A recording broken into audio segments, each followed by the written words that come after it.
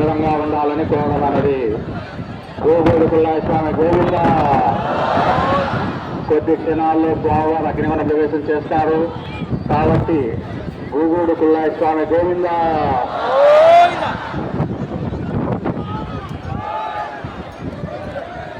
కొద్ది క్షణాల్లో భజంపులైన తర్వాత భక్తులు ఒక్కొక్కరుగా అగ్నిగుండ ప్రవేశం చేస్తారు. చివరిగా గోగోడు పుల్లయ్య స్వామి అగ్నిగుండ ప్రవేశం చేస్తారు కాబట్టి ఆ తర్వాత స్వామివారు జల్దీకి వెళ్తారు. కాబట్టి భక్తాదులు ఎక్కడ ఉన్నా కానీ వచ్చి స్వామివారిని దర్శించుకోవాల్సిందిగా కోరడం అన్నది గోగోడు పుల్లయ్య స్వామి గోవింద.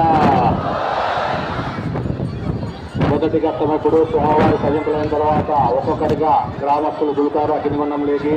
చివరిగా స్వామివారు దులుతారు. మరి వచ్చేసి ఊరేగింపుగా ఊరంతా ఊరేగించిన తర్వాత గ్రామస్తులైన తర్వాత చివరిగా బావి దగ్గరికి వెళ్తారు, జల్దీకి వెళ్తారు స్వామివారు. మళ్ళీ ఏడాది వరకు స్వామి దర్శనం ఉండదు కాబట్టి వచ్చి స్వామివారిని దర్శించుకోవాల్సిందిగా అగ్నిగుండ ప్రవేశం కూడా ఇక్కడే ఉంటుంది. మళ్ళీ సంవత్సరం వరకు ఉండదు కాబట్టి వచ్చి భక్తాదులందరూ వచ్చి దర్శించుకోవాల్సిందిగా కోరడం అనేది గోగోడు పుల్లయ్య స్వామి గోవింద. గోగోడు పుల్లయ్య స్వామి గోవింద.